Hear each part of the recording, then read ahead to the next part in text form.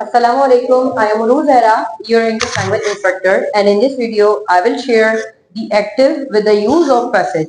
Although previous videos में मैंने एक ही वीडियो में काफी सारे इस्तेमाल बताए थे, but in this video you will learn the simple usage of present simple and the past simple, as well as passive of present simple and passive of past simple. लेकिन आपने ये बात समझना जरूरी है कि एक्टिव एंड पैसिव होते क्या है। स्टूडेंट अक्सर लोग अभी तक कंफ्यूज हैं और उन्हें ये नहीं पता कि एक्टिव सेंटेंसेस कौन से होते हैं और पैसिव कौन सा है, क्या इनका जिंदगी में इस्तेमाल भी है और क्या हमें ये नॉर्मल लाइफ में बोलना चाहिए।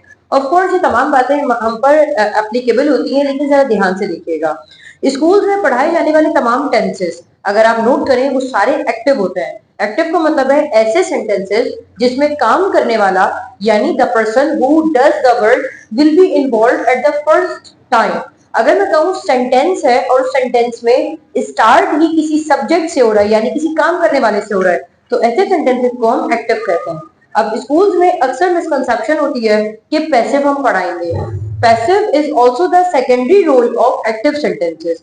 जिन सेंटेंसेस में सब्जेक्ट वाज़े तौर पर शामिल होता है उनको एक्टिव कहा जाता है, एंड ऐसे सेंटेंसेस जहां पर एक्टिव में से यानी सब्जेक्ट को हटा दिया जाए, सब्जेक्ट की इंपॉर्टेंस खत्म हो जाए, या जहां पर हमें सब्जेक्ट को हाइड करना बहुत ज्यादा जरूरी हो, उनको हम पैसिव कहते हैं। तो इस तरह के सेंटेंसेस में ऑब्जेक्ट और खुद काम प्रोमिनेंट हो जाता है, डोमिनेंट हो जाता है और बाकी सब्जेक्ट गायब हो जाता है।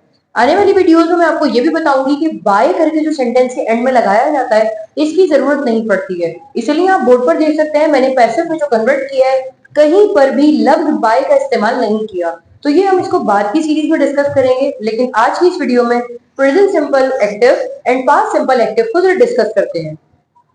स्टूडेंट, हम जब इंग्लिश लैंग्वेज लर्नर्स होते हैं तो हमारे ज़हन में ये बात ही नहीं आती कि इंग्लिश मुख्तलिफ तरह के सेंटेंसेस से मिलकर बनती है। प्रीवियस क्लासेस में हमने डिस्कस किया था कि सब्जेक्ट वर्ब एंड ऑब्जेक्ट क्या होता है और सब्जेक्ट वर्ब एंड ऑब्जेक्ट की मदद से हम सेंटेंस कैसे बनाते हैं।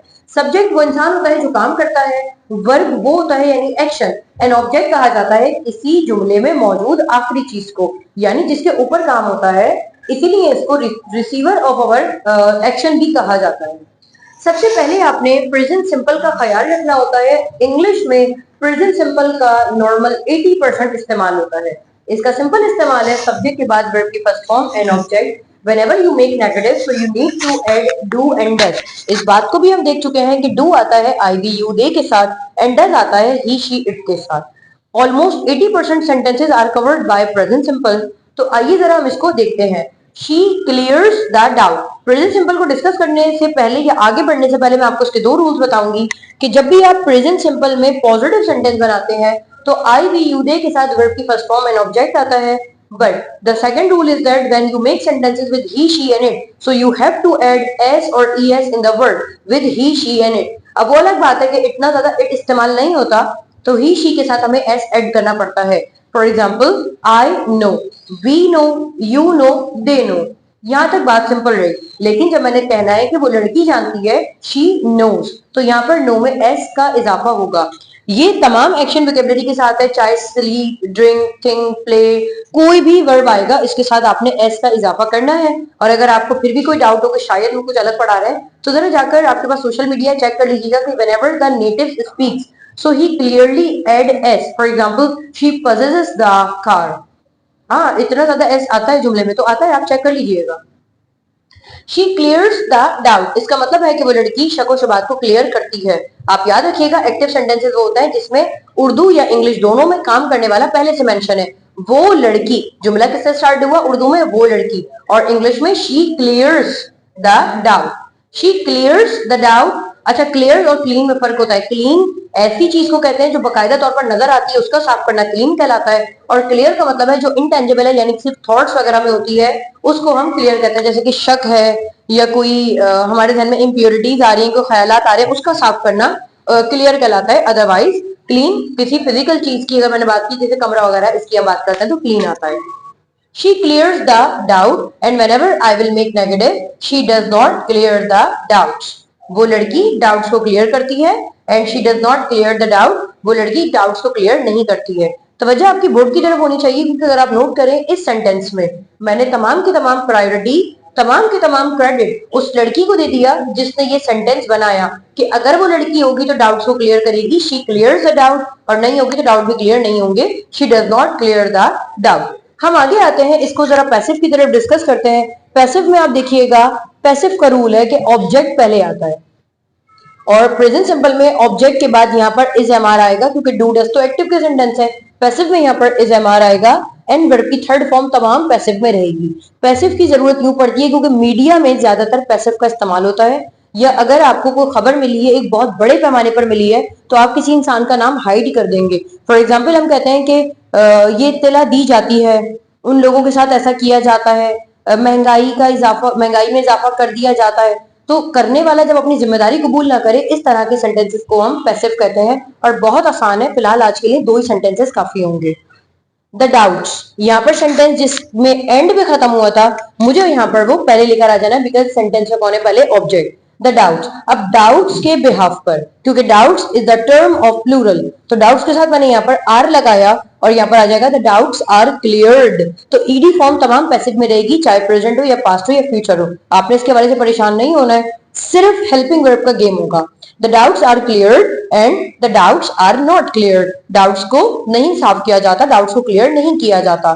फॉर एग्जाम्पल, मैं इंग्लिश बोलती हूँ, आई स्पीक इंग्लिश, इंग्लिश बोली जाती है, English is spoken, English singular है इसलिए वहां पर इज आया, English is spoken. For example, मैं इंतजार करती हूँ आपका, आई वेट फॉर यू, और मैंने कहा आपका इंतजार किया जाता है, यू आर वेटेड। मैं आपको पुकारती हूँ, आई कॉल यू, आपको बुलाया जाता है, यू आर कॉल्ड। मैं आपको पढ़ाती हूँ, आई टीच यू, आपको पढ़ाया जाता है, यू आर टॉट। तो आपने इसका बहुत ज्यादा ख्याल रखना है। और एक इंपॉर्टेंट बात, जब भी आप सेंटेंसेस बोल रहे होते हैं इंग्लिश के, whenever it comes to speaking, कोशिश किया करें हर बात का इंट्रोडक्शन अपने पैसिव से बनाया करें। अगर आपके पास कोई सवाल आता है सोशल मीडिया के हवाले से, तो आप पहले लाइन स्टार्ट किया करें, ऐसे नहीं कि I use social media, the social media is operated in all over the world. तो सोशल मीडिया के साथ इज आ जाएगा because it is singular. The social media is operated, किसी मशीन वगैरह का चलाना, इस्तेमाल करना ऑपरेट कहलाता है। The social media is operated, तो इसका मतलब है सोशल मीडिया अगर मैं चलाऊं आप चलाएं तो इसकी अहमियत में फर्क नहीं पड़ेगा, सोशल मीडिया को ओवरऑल चलाया जाता है। The social media is operated. तो हमने यहाँ पर देखा प्रेजेंट में यहाँ पर सिर्फ डू एंड डज थे, एंड पास्ट पैसिव में हमारे पास इज एम आर आ जाएंगे। Now I am shifting towards my second step, the past simple. Past simple is my tense where it shows the activity that happened in the past. For example, subject, verb second form. ये बिल्कुल present simple का opposite होता है और verb की first form present simple में आती है and we use the verb second form in past simple and then object. याद रखिएगा present simple में do and does के साथ negative आता है, past simple में सिर्फ did के साथ आता है क्योंकि did is the helping verb of the past. जब भी did आता है तो आपने verb की first form को add करना होता है। For example, they locked the door, they locked the door, उन्होंने दरवाजा बंद किया था, लॉक किया था। अगर मैं कहूं कि नहीं किया था तो यहाँ पर आ जाएगा they did not lock the door। आप देख सकते हैं कि जब did not आया तो वापस से वर्ब की फर्स्ट फॉर्म आ गई। मुख्तलिफ मिसालें आप बना सकते हैं। फॉर एग्जाम्पल, वो क्लास में आई थी, she entered in the class, मैंने कहा नहीं आई थी, she did not enter in the class। अब अगर इसको मैं पैसिव में लेकर जाती हूँ तो बिल्कुल ओपोजिट ही रूल रहेगा। यहाँ पर इज एम आर थे, यहाँ पर से वॉज वर आएंगे। याद रखिएगा वॉज वर की जो इम्प्लीमेंटेशन है ये इंपॉर्टेंट होती है। वॉज तमाम सिंगुलर के साथ आता है, ही शी इट और आई, जबकि were we you and they के साथ आता है।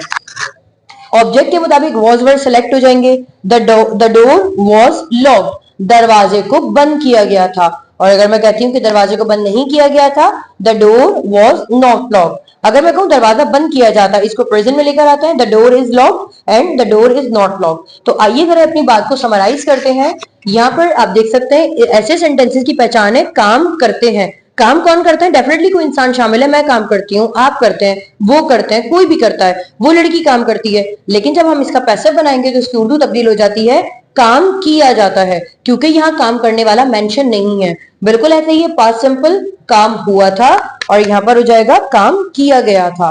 सो एक ही रूल है, present simple active do does, past simple did. और आपने इसको इस तरीके से याद रखना है कि present simple passive is am are and past simple was were. इसके साथ ही मुझे इजाजत दीजिए, आपसे फिर मुलाकात होगी एक नई वीडियो में। अपना ख्याल रखिएगा। अल्लाह हाफ़िज़।